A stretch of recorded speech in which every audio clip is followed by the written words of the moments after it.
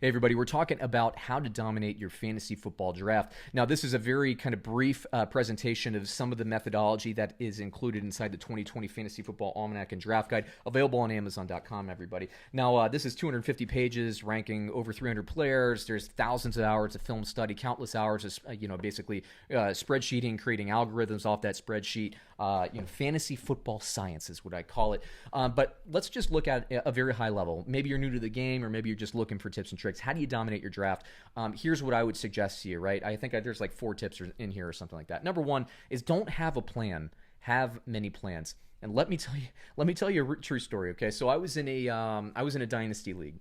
And so, of course, in a dynasty league, you're basically drafting rookies at that point. You're looking for rookie running backs and rookie receivers that can make an impact.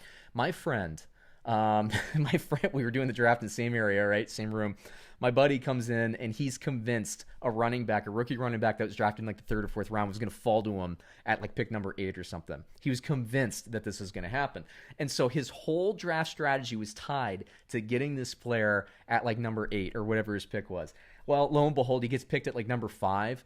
And it looked like he got kicked in the crotch. He went white. He sat down. And it was clear that he had absolutely no backup plan. And I was just like, dude, come on, man. Yes, snap out of it. Snap. It was like I've never seen a reaction like that on fantasy football draft day. I mean, it was such a gut punch that this is like 20 years ago. I look back on it and I'm cracking up. I was like a teenager, maybe early 20s or something like that. Maybe it was 15 years ago. But you can't go in there all around, and all of us fall prey to this, right? Like, I like players in certain rounds. You go around, you figure out, I think this player is going to be there, and this is when I'm going to get my wide receiver. I can draft a wide receiver early because I'm going to get my running back right here. Well, you need to understand, you need to have a contingency plan on how to fall back, and that's really what this Fantasy Football Almanac does, and Draft Guide. The fallback plan, it basically creates a tiered approach that's multifaceted, that gives you multiple plans on draft day. So if you get that kick to the crotch or the stomach punch that my buddy got way back when, you can always reference the guide in the draft tiers, and it'll help dig you out of that hole. I don't care if there's a run on running backs that you missed. I don't care if there's a run on quarterbacks or receive. It doesn't matter what the run on position is. It doesn't matter how barren your cabinets are, after the first couple of rounds. If you think you whiffed in the first 3 rounds, you can still come back and make things up, especially with our sleeper section, which we take care of in another video. Number 2, probably a less amusing one to me. Understand the value of your draft pick. Let's look at a real world scenario. So I always talk about, and I follow the NFL draft because I love the NFL and I'm a geek like that, right? A few years ago, the Chicago Bears had the number 3 overall pick and they traded up. When San Francisco wanted to draft a defensive end, I think it was Solomon Thomas or something like that. And San Francisco was sitting at the number 2 pick. Chicago was sitting at the number 3 pick. Chicago was thinking, I got to get that quarterback. I'm aggressive. I'm going to make the move. I'm going to trade up. And San Francisco was like, I don't really want to trade down. They're like, no, don't worry. You're going to get your guy. You're going to get your guy. So Chicago trades a pick to move up. And they basically were negotiating against themselves. Now, they got the guy that they wanted, but as we saw with the Miami Dolphins in the 2020 NFL draft, if you stay where you're at, you're probably going to get the guy anyway, depending on what's going on. You have to have some idea of what that pick's value is. So, when I came out and I criticized that, of course, a lot of people will say, and, I understand the argument. They're like, well, you got to get your guy. You got to be aggressive and get your guy. Not really. And I'll give you a practical fantasy football example. Would anybody with their first round pick this year take Zach Ertz? Outside of maybe the biggest homer Philadelphia Eagles fan, would anybody draft Zach Ertz with their first round pick? No. I hope not, but no, they wouldn't. Why? Because you can get Ertz later. You have to understand the value of each specific pick, and you have to look at each pick. Maybe you're into math, maybe you're not, but try to look at each pick as a spot on your roster that has a point value associated with it.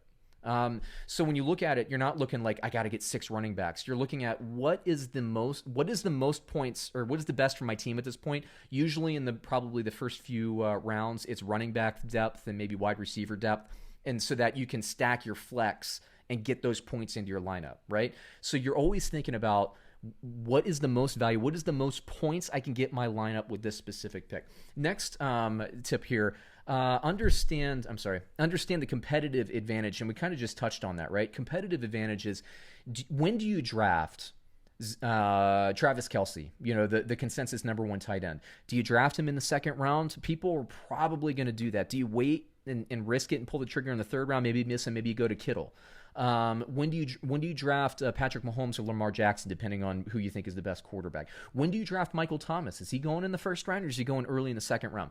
Knowing what you can do to give the best competitive advantage to your team. Remember, this isn't about having X amount of running backs, X amount of wide receivers. This is about giving you depth and options in the regular season, but also inserting a player that can get you the most points with respect to your competition, right? So that's one of the things we do. There's another video we have called Points Above Replacement. Again, that's a proprietary thing. A Points Above Replacement, trademark pending, everybody. It's in the Fantasy Football Almanac and Draft Guide. You can't find it anywhere else because it doesn't exist anywhere else. It is a proprietary fantasy football algorithm that yours truly built. But that competitive advantage, okay, let's look at another practical example. So there are people, I've been in leagues where everybody's going to be like, well, I'm just going to draft, the 5 best quarterbacks, and then I'm going to trade them off, and I'll be able to, basically I'm going to corner the market on quarterbacks. That doesn't work with quarterbacks. It does maybe with running backs. It does maybe with the top flight receivers, but especially with quarterback, because quarterbacks, so many, especially with like quarterbacks that don't pass really well but run well, they're kind of neutralized. So if you're thinking about like, oh man, I'm just going to keep stacking my bench and then I'll eventually trade them, given what we've seen over time, and you can look at the historical data, there are always players that are going to be available, especially early in the waiver wire system. Or early season waiver wires that you can pick that will be season long starter. Philip Lindsay a couple years ago is a great example. And there are more that I can't think of off the top of my head, but you can't assume that everybody's going to be strapped at a position because you don't know what they're going to be able to get on the waiver wire. Nick Chubb in recent years was a waiver wire darling. Marlon Mack that same year, Nick Chubb broke out his rookie season. Marlon Mack also broke out late in the season, and he carried a lot of people at the championship game. You don't know what's going to happen with injuries. I had a guy in my league that I think he drafted the 2 top quarterbacks, and one of those quarterbacks got injured for the season, for the entire season that week, so he couldn't trade. And then he didn't have any, depth in his roster. So you have to think about these things. Think about the competitive advantage. I believe this is the last point here. Test your draft board. When you set your draft board, a lot of the draft information, the publications come out. They're written in June. They're mass produced in July. That's another thing that's great about the book. Here is it's continuously updated for people that do buy the book. There's a promo code inside that gives you free access and free updates so that you're always up to speed. But you got to test your draft board, right? So you set it and you think, I'm going to get that rookie running back at the number 8 pick. Or you might think, okay, I'm going to get, I don't think I want to use that early pick on Kelce or Kittle at tight end, but I think I can get Ertz in the 4th round. You need to test that theory out. And you can do this in 2 ways. One, you can go to the average draft position. The tool I like to use is Fantasy Pros. I think that's a fantastic tool. I use them quite a bit. I guess I am technically a partner, but I don't get anything for publicizing that or anything like that. I just really like the tool and I respect it. The other thing that you can do is fantasy football mock drafts. Those are crucial. You need to test these different scenarios out. It only takes you maybe an hour before your draft time to really do this, maybe 2 hours because these mock drafts fly. But that's super important, especially if you really want to dominate your draft. And it helps you avoid that nut kick, the kick to the crotch or that stomach punch that my buddy got that still makes me laugh, 15, maybe 20 years later, something like that. It gives me joy. It didn't give him joy. And I'm sure if he watches this video, he's not going to be particularly happy that I told that story. But, that's what fantasy football is. It's making fun of your friends, right? And remember, if you want to strangle the joy out of your friends' fantasy football seasons, as any guy or any girl wants to do, right? 2020 Fantasy Football Almanac and Draft Guide available on Amazon.com. Remember, steal the joy from your friends. Have it all for yourself. That's what fantasy football is, right? It's all about pride. It's all about winning those high-value leagues and all that stuff. And this book, I think, will do a better job than anything else you're going to get. So, once again, everybody, thanks for watching the video, and we'll catch you on another one soon.